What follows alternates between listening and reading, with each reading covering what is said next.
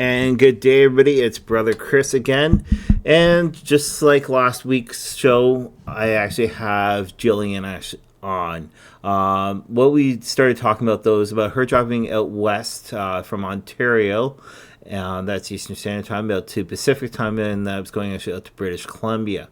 I do say thank you much for Jillian to be actually back on, and Jillian will be more on than usual, unless we have special guests. Now, special guest, though, Gypsy Lady Evil will be back actually on only for special guests, but Jillian will be actually on a lot more. So you guys get to hear Jillian and get to hear how punky she is. Not punky, but sorry, spunky.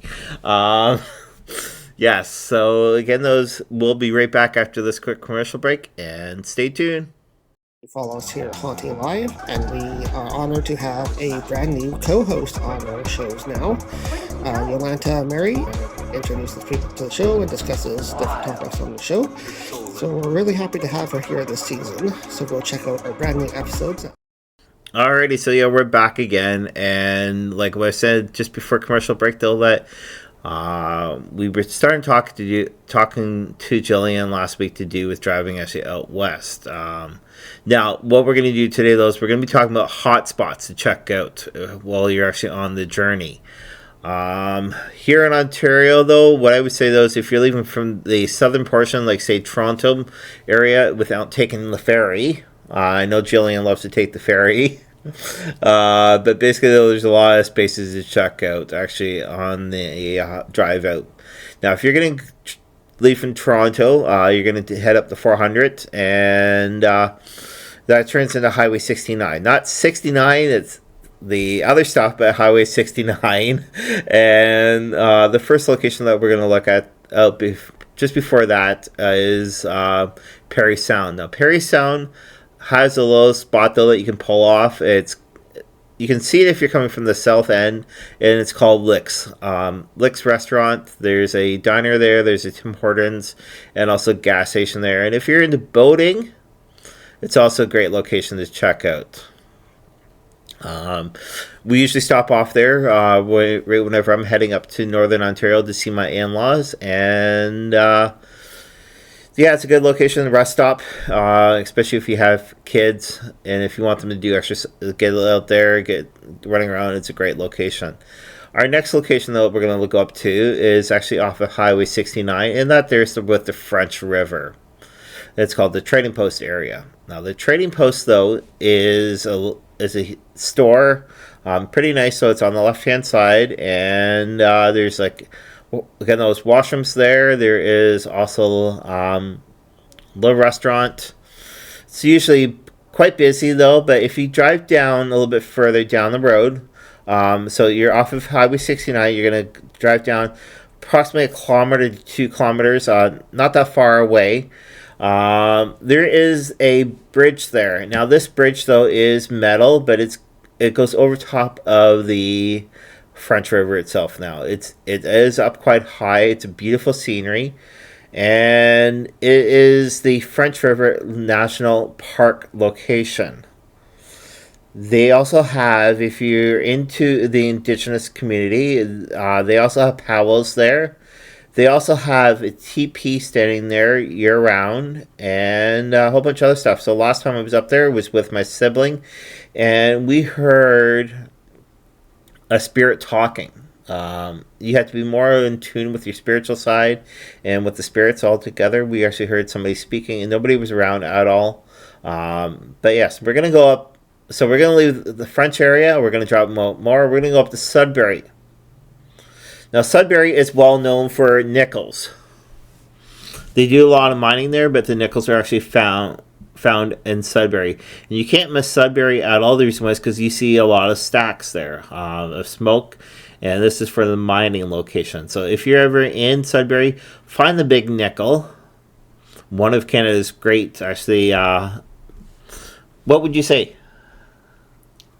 One of the top tourist areas of Ontario, that's for sure. Yeah. And Dynamic Earth with the museum is there too. Yeah. So then, if you're going to head... So once you leave Sudbury, you're going to actually head basically west. And what you come into though is Espanola. Espanola at times though it smells nice, but most times it does not.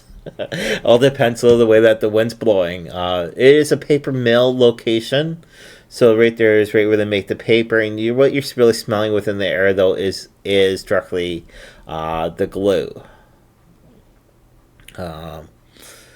After that though, what we're going to do though is we're going to head over to, before we get to Sault Ste. Marie, on the left hand side is the very first location of the War of 1812. Again, those Americans don't learn about the War of 1812 because they don't learn at all compared to Canadians. Canadians actually have higher education. But yeah, the War of 1812 started actually on St. Joseph Island. There is a fort there. And with the fort, though, the short and sweet, though, the Americans wanted to take over top of North America and take over Fort St. Joseph. So the British at that time went over to Fort Mackinac, took over Fort Mackinac in 1-8. The Americans were not happy, so they took over. They came back, fought against Fort St. Joseph, and they pretty much destroyed Fort St. Joseph. So the only thing that's there right now is ruins. There's a lot of energy there, and yeah. So after leaving St. Joseph, we're going to head up to Sault Ste. Marie. Now, Sault Ste. Marie, though, is well known for ships going through from Lake Superior down to Lake Huron. And that right there, you can actually check along the water there. A lot of shipping, though. And if you want to go YouTube Live and type in Sault Ste. Marie, and you can be able to watch the ships go yearly up and down the river. Now, after that, though, what you're going to do is you're going to head north. You're going to stop off of Wawa. Wawa is well known for the largest Canadian goose statue. It's actually at the rest stop area, but yeah, I'd be able to check that out. And also check out Lake Superior right when you're traveling along the Lake Superior. After Wawa, what you're going to do, though, is what Jillian brought up last time, though, is White River. Now, White River, though, is right where Winnie the Pooh, not from England, but he is Canadian, right where Winnie the Pooh was actually captured. They have there a little monument there for Winnie the Pooh, and Winnie the Pooh is done up like how Walt Disney actually has created him, and Winnie the Pooh is sitting actually on a tree log. It's a small community, and I mean small though. If you blink though, you miss it. But if you need gas there, get some gas. The next location after that, which is pretty big though, is Marathon. Marathon though is pretty good. It's a great location. It's off the highway, but if you're gonna go down to downtown core, watch the road. The road is very steep to get downtown. There is a gas station right off the highway there, which is pretty good. And also there is, I think, a motel there. There's a few. Our next location, though, is just before Thunder Bay, the Terry Fox Monument.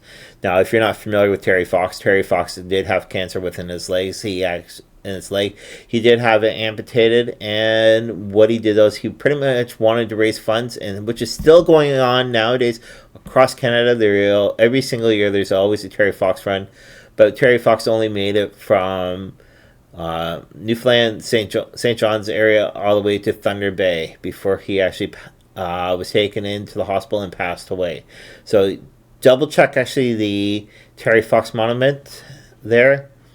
There is mining also there, so if you're into amethyst mining, check out the sister mine. The sister mine, though, is quite far off the road, and it's a good mine, though. You get to go out there and you pick your own mine actually off the whatever they don't want, and from that there is pretty good. Now, Thunder Bay is well known for the sleeping giant. It's mountains though that look like a huge giant that's actually sleeping on their back. There is also a couple good locations to check out there. One of them though is it's called the Burger Place. It's the very first exit right from Terry Fox though. You get off, cross over the Trans-Canada Highway, head down a block to 2 blocks roughly, and it's right on the corner. It's a burger place. They make their own burgers there, really, really good. Now, Jillian actually was there coming back. It was a very busy place. We were like sixth or eighth in line at the door. So I was quite surprised with how busy it was. The burger was actually pretty good. We got the french fries and son got the poutine. And when I asked for extra mayo, he just gave me the extra mayo and didn't give me the funny look. I was, normally I ask for mayo for my fries and people look at me and go, I'm crazy. But hey, mayo and fries, they work together just like mayo, fries, and ice cream when you're pregnant. Those work together too. So. Yes. That's my gosh. And then also Thunder Bay also has a great delicacy. Only place you can ever find it. It started this location. It's called the Persian. Now the Persian is combined with donut and cinnamon together. It all depends on which one you're gonna get though. It all depends on which one you're gonna get though. But grab the original one, which actually has pink icing actually on top. And I bet though that once you try that, you can't stop eating. It's addictive. Jillian was able to bring 4 persons back for Trevor and myself last year, and they were gone within one night. Yeah, it was quite the trip, and I think I bought 8 or 10 to bring back, and both me and Jack had some, but it wasn't for us. It was very dense, very heavy, but it was very sweet, and it had the mix of the one side of the donut, one side of the Cinnabon, but sometimes it works. It's either you love it or you hate it kind of thing. There's like no middle ground on it, but for me it was more of a depending on the day. So yeah. So again, though, Thunder Bay is a great location. So heading actually out west now. But let's mention Kakabeka Falls. Yes. Can't miss that. Can't miss that. So just before you get to as you're leaving Thunder Bay, yes. Kakabeka Falls Provincial Park. Yeah. I would highly recommend getting down there, taking for a walk. Take a half day as you're breaking. If you're going across Canada to drive, that's like a gorgeous place. It takes awesome pictures. I'm not sure of the history because I wasn't there long enough to learn the history, but they offer up a tour, a guided tour and everything, and they have, I believe, a zip line over there. It's like a full family day. Go enjoy. But I would have stayed there longer had I not needed to keep driving. So it's a smaller version, actually, of Niagara Falls. All depends of how the water is. So right when you have a lot of water, it's great. Even right when you don't have enough water, it's still nice. Though they actually have lookout locations there. It's great, especially if you have disability for walking. They want to make sure, though, that if you have a disability for walking, if you need a scooter, if you're in a wheelchair, that you'll be able to see what is there. And again, though, I'm not sure what the price was right when I went there, because we went with friends though that live up there year round, and yeah, like what Jillian said, though, it's worth checking out. Yeah, definitely. All right, and then again, you're leaving Thunder Bay area and you're heading towards Manitoba, but it's a long drive. It is very a long drive.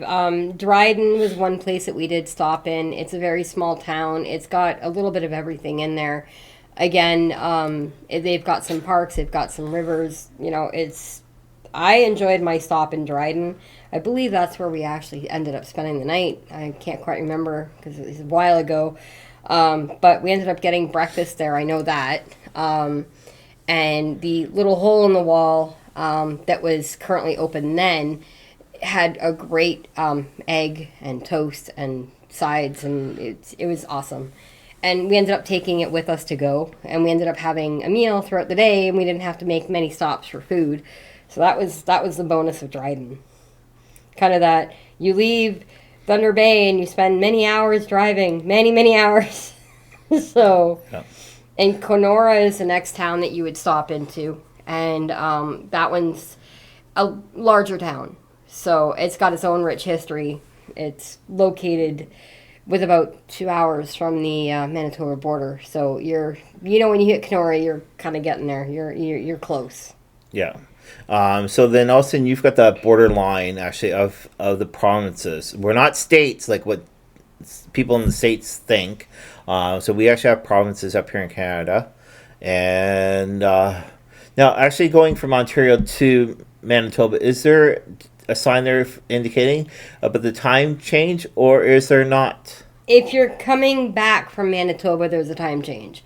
It actually says at this point, at this time, the time change is, welcome to Ontario kind of thing. But leaving into Manitoba, there is really no notice because it's on the other side of the highway. It's a divided highway. So you're coming in, you've got a bunch of trees, you've got the median in front of you. So whatever's on the other side of you, you don't know until you come back that way. So. Okay. All right. So since you've got the map up, you sort of want to let our viewers know about some of the locations. It'd be great to hear from you.